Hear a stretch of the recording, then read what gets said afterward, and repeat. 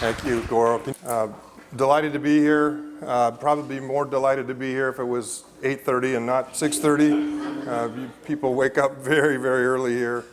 I am particularly impressed that you invite a banker to speak at 6:30 in the morning. Bankers are not the most riveting speakers. Typically, I'll do my best to overcome that. Just a brief humorous anecdote on that score. There was the story of a banker droning on and on and on like I'm just about ready to do, and somebody in the back got so frustrated that they took an orange and just threw it at the speaker. They were so sick of them, and unfortunately they were a bad pitcher, and so they hit somebody like Tammy right in the back of the head instead of the speaker, and Tammy goes down. The banker goes over and, are you okay? Are you okay? And all of a sudden, Tammy says, somebody hit me again. I can still hear him. And so we'll try and avoid that result today, and talk, about things that might actually be interesting. And I looked back there before I came. There's no whole fruit, so I think we're going to be safe. I want to share these thoughts. These thoughts come from 30-ish years of being an employee of large and small corporations, financing large and small corporations, and investing in small and large corporations. And I had the opportunity to bundle all of these thoughts up into a graduate school thesis in the last couple of years, and so this is the title of that graduate thesis. That's a fun process to do, really. Unfortunately, it's a public process, and you put all your great thoughts onto paper, and then what happens is people criticize them and grade them, and that's kind of an unfortunate process. It's kind of like somebody saying, "Oh, yeah, that's cute baby, but what about that thing on it?" And I think it's important to start with what some of those criticisms have been before we jump into the material. Some people have read this and said, these thoughts are really more geared to larger companies, more mature companies. I accept that criticism. Some people think that these thoughts are a bit too complicated. Some think they're way too pedestrian. I don't know what to do with those criticisms. And my 19-year-old son, who was in high school when I did this, said, "Dad, can't companies just build cool stuff? Isn't that enough? And not worry about all this stuff?" So I accept all those criticisms. I will say, though, that I do think these thoughts are more appropriate for a mature, kind of more undifferentiated company, and I'll talk more about that in a minute. I want to jump right to this. By the way, if I seem not very animated, I have been told to stay within the boundaries of this table. So this is as far as I'll go, and I'll turn very carefully. This is a great quote from Andy Grove at Intel. Many of you, I think, work at Intel. I love this. As I talk through these concepts, sometimes people conclude that when you talk about mission, vision, values, culture, and that type of thing, that it's a static kind of conversation. It really isn't, and in fact, you really do need to evolve, as someone said, adapt or become extinct. And we've got the example of many companies like Kodak recently, which is an iconic American name, who didn't adapt. I'll just let you read this real quick. Should I continue to manage issues? Should I align organizational activities with stakeholder expectations? Which answer would cause you to do real work? What is this, a farm? Politicians, pastors, priests have Saturday Night Live to keep them kind of honest, to poke them. Corporate America seems to have Dilbert, who is a relentless criticizer of all things mission, vision, values oriented.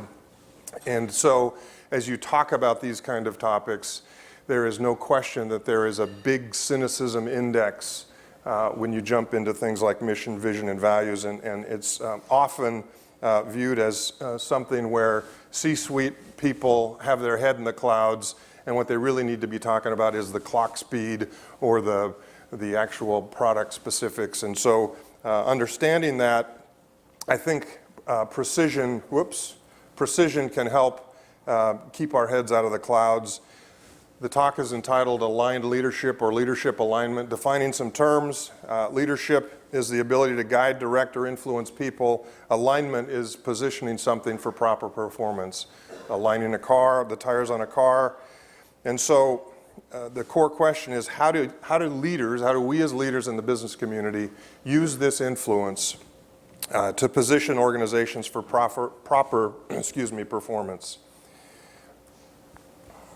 This is a very interesting chart, at least to me. Jack Trout wrote a book called Differentiate or Die.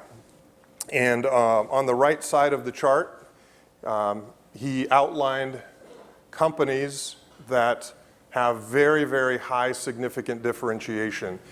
On the very right side, he talked about the human brand, that being Martha Stewart. It comes to mind, maybe before her insider trading problems.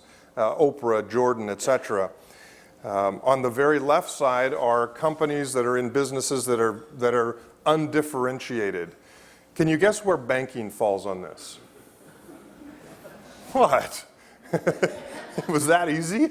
Yeah, it's over here with disposable diapers and motor oil on the far left side. A guy named Patrick Lencioni talked about distinctive differentiators, particularly for mature companies, and we'll talk more about that in a minute. But mature companies have a much more difficult problem and time of differentiating themselves than, say, does a company with a startup like Facebook. So one of the core questions for a mature company as they attempt to differentiate and use some of these concepts for differentiating themselves is to ask the question, how do we make strategy meaningful to the entire company? How do we press our strategy and leadership decisions throughout the company? Harvard Business Review did a great study asking workers that very question. And this was the result. X-axis importance of the obstacle, Y-axis popularity of response, and interestingly, the one in red, the most popular and almost the highest importance obstacle was make strategy meaningful to frontliners, translate strategy to execution, and align my job to strategy. Question being, why do I, on the front line, make a difference? How do I connect myself to these grand visions that you talk about and put on posters throughout the company? It doesn't seem to connect to me, so please make it connect for me. And that's back to Dilbert's point. Sometimes when you start talking about mission, vision, values, culture, there's a lot of eye rolling because it doesn't seem to connect to the job. And so, as an antidote, what I'm suggesting is that a company establish what I'll call a stable leadership foundation. And that begins with a fully engaged board of directors. I'm not going to talk a lot about a board of directors, except to say that boards are getting more and more scrutiny all the time. They used to be only honorary positions. Now they really mean something, particularly in banking. Boards of directors are getting sued by the FDIC, and so this is particularly poignant to me in my industry right now. So the other part of the stable leadership foundation is this notion of this interactive relationship between the CEO and the board of directors. It's symbiotic. The chief executive officer then essentially has 4 critical duties, and we'll talk, I want to unpack each of these. Jim Collins says a level 5 CEO, a level 5 leader, needs to demonstrate and model this powerful paradox. Lencioni says that they need to maintain exceptional organizational health. They need to build a highly effective executive team, and they need to create and communicate organizational clarity. It's the rare CEO that can pull this off, and what I'd like to do is dive in to all of these, perhaps with the exception of the board of directors. Let me talk about the CEO for a minute. This is plagiarized, if you will, from a book called Alignment by Kaplan and Norton. And it talks about how does a company create sustainable value over time and increasing value. A couple simple formulas: value creation equals customer-derived value plus enterprise-derived value. And so a value creation strategy is what the customer perceives as value plus what the enterprise value is. So what's enterprise value? These guys talk about enterprise value as something that the CEO must create. It goes something like this. Every leader, every CEO has really three options. One, they can make the disparate parts of the organization more valuable because they're together. They can make disparate team members that report to them more valuable because those team members or those departments are together under one enterprise. That's option one. Option two is they can make no difference at all. The team members are just as valuable apart as they are together, and so in that option, essentially the leader is just overhead. They don't make the enterprise any more valuable. The third is, and it's very common, is that the leader actually makes the different departments and the different team members worse and less valuable because they're together.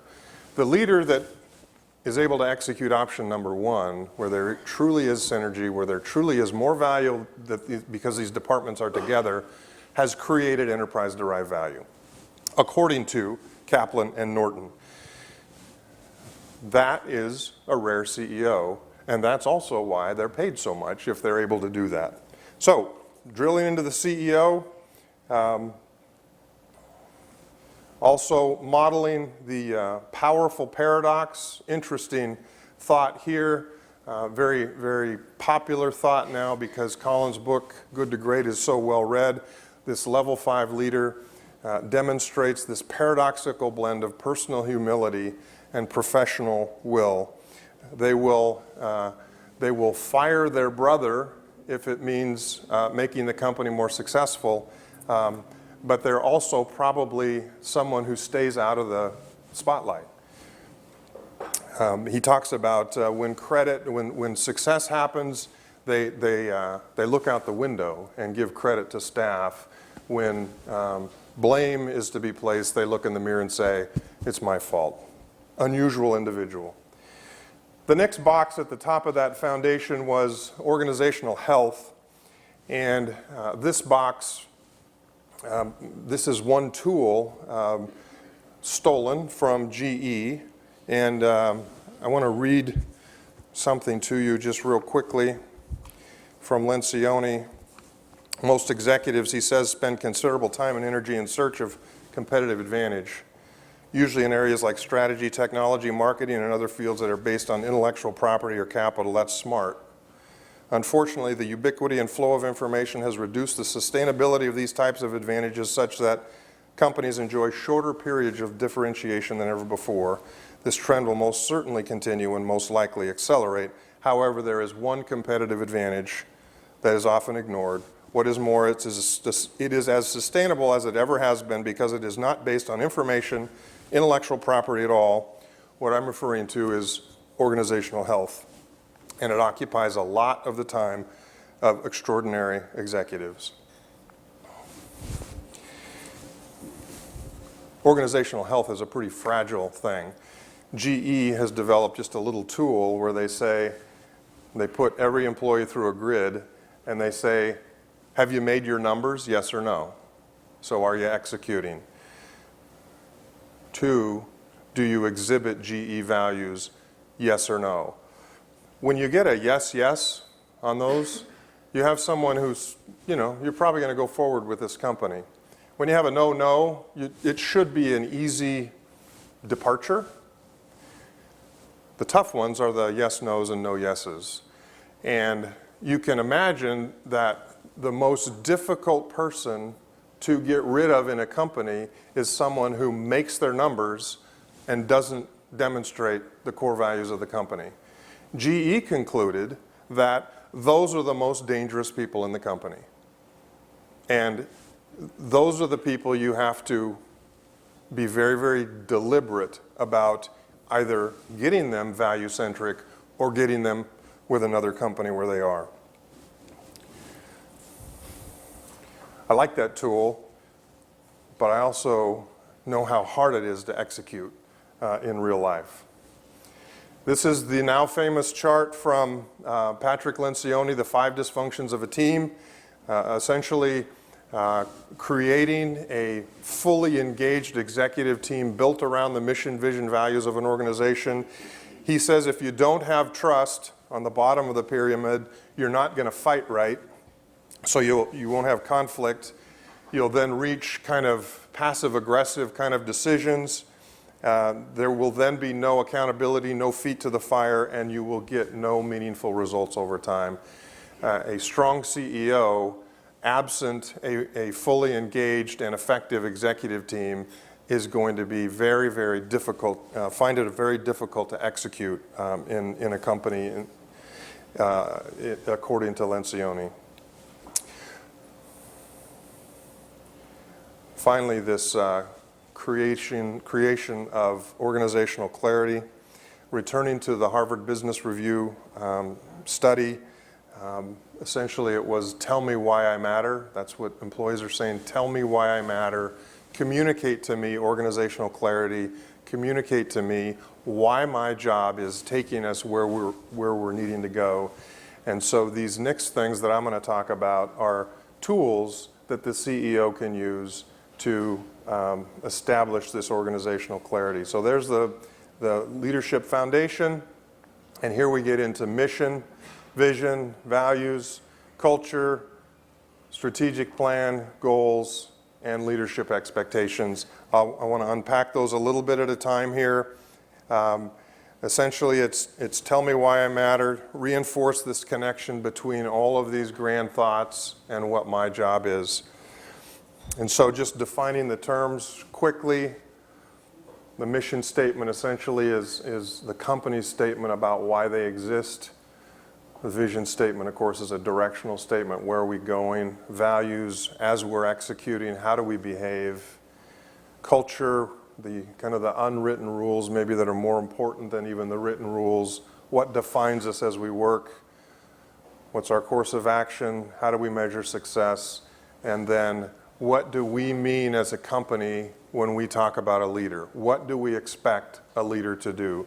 These are, from my perspective, some of the funnest things that you can do as an organization or as a team inside of an organization is define these for yourself and then make them clear and communicate them with consistency throughout the company. The truth of the matter is, once you do this, it may not work.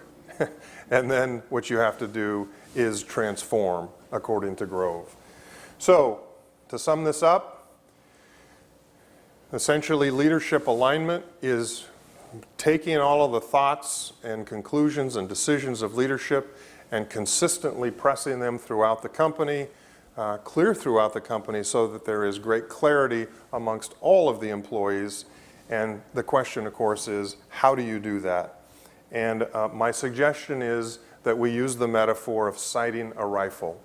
And if you've ever shot a rifle, what you need to know is that it's very difficult to shoot a rifle if you're on a rubber raft in a river. You need a stable foundation, so land is a good thing. We talked about this stable leadership foundation before, which is really the responsibility of the board of directors and the CEO. And then every single department, every single structure, organizational chart, department, committee needs to use these leadership focus areas in order to as sites in order to establish any possibility of hitting the target. As site number 1, mission and vision. Why are we here? Where are we going? Site number 2, values and culture. Site number 3, plan and goals. And site number 4, leadership expectations. Conclusion here being that if you put rhythms inside of a company where every single structure, every single committee, every single department uses these sites and aims the gun at the results that the company is intending, you hope to achieve aligned leadership. One of the difficulties is when a CEO allows a hall pass for a department, for a person, and then what you get is decaying organizational health. This is, in conclusion, a great quote: "To lead people, walk beside them. As for the best leaders, the people don't notice their existence. The next best, the people honor and praise. The next, the people fear. And the next, the people hate." When the best leader's work is done, the people say, "We did it ourselves." That's a quote I love. It's a remarkable statement in this society. We're a media-saturated society, and so it's been said that only in America can you shun self-promotion and be viewed as arrogant. And it's a statement about leadership, and Jim Collins in his book stated otherwise. It really is thrilling for me to have been part and to be part of a company that behaves like this. I was part of the leadership of a company when the Great Recession started. When the Great Recession started, it was a pretty dramatic event for banks and any other organization that was leveraged and used a lot of debt. Essentially, it felt like the chessboard was being tipped over. Banking was changed. There was this financial tsunami, really, that happened and is still kind of reacting throughout the country. I personally put a lot of faith in these things that I was talking about. We had established those things at the company I was working at, and it was working. I also put a lot of faith in things like capitalism, credit availability, liquidity, core values. And then in banking, and for many organizations, the world changed. This is a graph that shows how the world changed for those of us in banking. This is called the TED spread, and you're all saying, "I don't care about the TED spread," but let me help you care. The TED spread is really something that bankers look at, and it goes like this: the spread between a risk-free 3-month treasury bill and the rate that banks charge each other to borrow short-term, expressed really as LIBOR, something else you don't care about. But this is what happened as the recession started finding its way through the economy. You saw a spike here in October of 2008 that took the TED spread from a normalized 50 basis points, or half of 1%, to 465 basis points. Now, it's hard for me to overstate what a big deal that is. Banks essentially said to other banks, "We think you're going to fail." All the banks said that of each other. That was unbelievable to those of us in banking. And we saw companies like Lehman Brothers, who had survived the Civil War, go under. Washington Mutual. You know, it was pretty astonishing and really shook us to the core. And for me, personally, that was a very provocative time. And I had to really question, what do I put my faith in? An unknown author has described faith this way: being sure of what we hope for and certain of what we don't see. I think it's a healthy thing to ask yourselves, What do I put my faith in? Is it capitalism? Is it Ayn Rand's objectivism? Is it Moore's law? Is it a normalized yield curve? I'd very much like that, by the way. Is it the Federal Reserve? What is it? For me, personally, this shocking series of events caused me to say and ask the question, where do I put my faith? I had to revisit a very famous passage and ask myself again, do I believe it? The passage was penned from an ancient king of Israel, and it went like this: "The Lord is my shepherd, I shall not want. He makes me to lie down in green pastures. He leads me beside quiet waters. He restores my soul. Even though I walk through the valley of the shadow of death, I will fear no evil. For you are with me, your rod and your staff, they comfort me."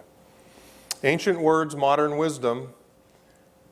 For all of us, the foundations will shake at some point in time, whether it's in banking or in technology or in medicine or in your personal life. They shake. And it's a productive thing to say, where's my faith? For me, I had to go back and visit that and ask myself, where do I place my faith? And conclude, I'm going to go with a guy with a big stick, the rod and the staff guy. I like that guy. I agree with almost nothing Margaret Drabble says, except this: when nothing is sure, everything is possible. And that is certainly the case right now in banking, which is something I'm very involved in, and in healthcare, which is also something I touch a lot. And I find great hope in that statement as well. And with that, I am going to conclude and step aside. Thank you.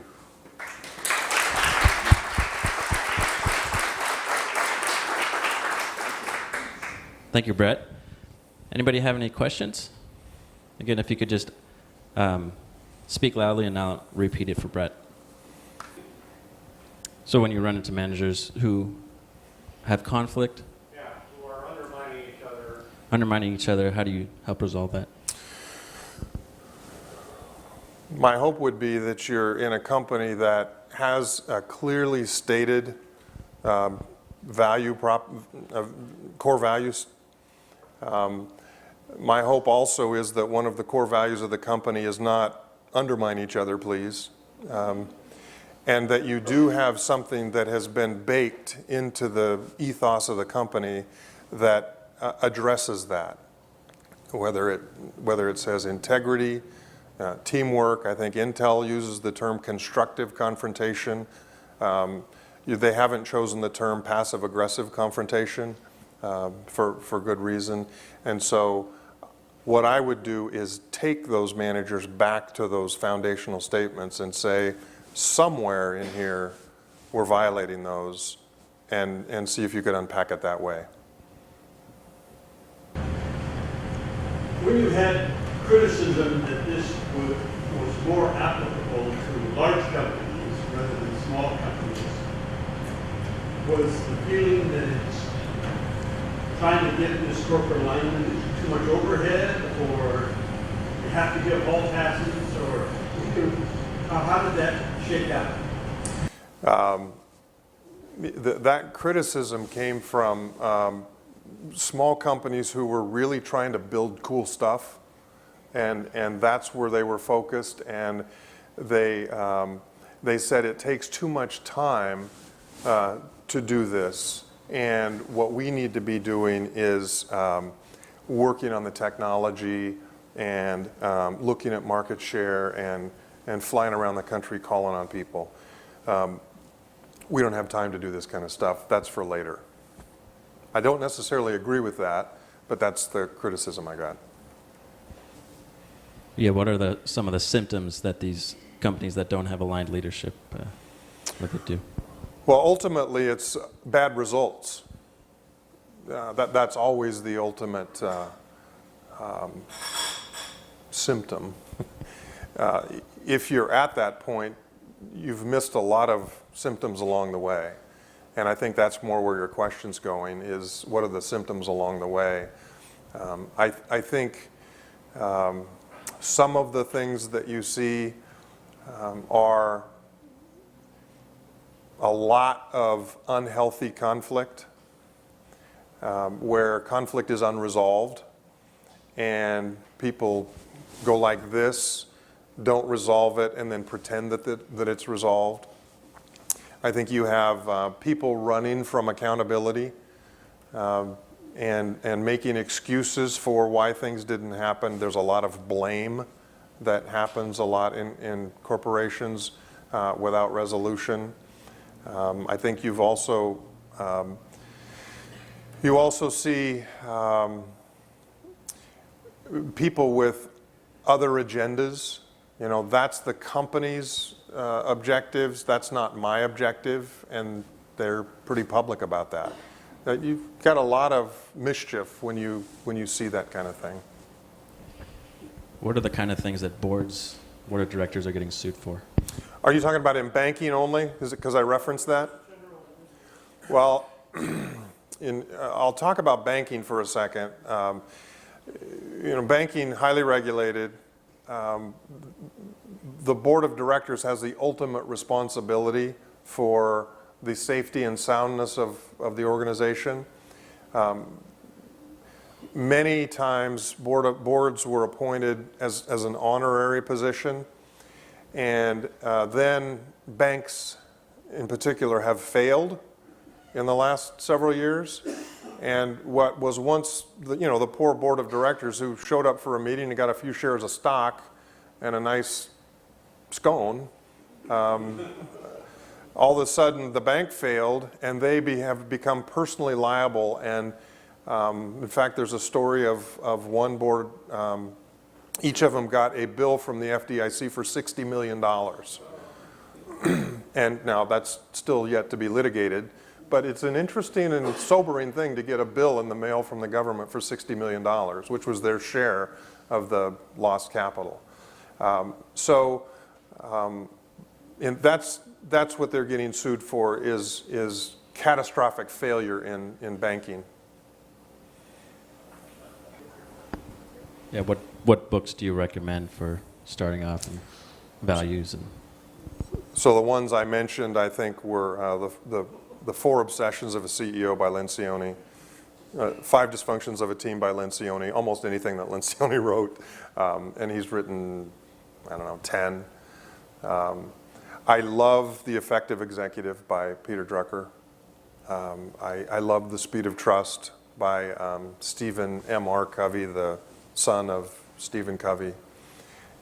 This book, Alignment by Kaplan and Norton, Alignment, and it's talking about using a balanced scorecard for getting corporate alignment. The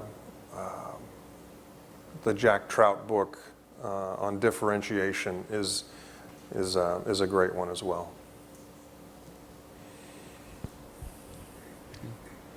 Thank you very much. Thank you, Brett. Getting the hook, Appreciate it. thanks.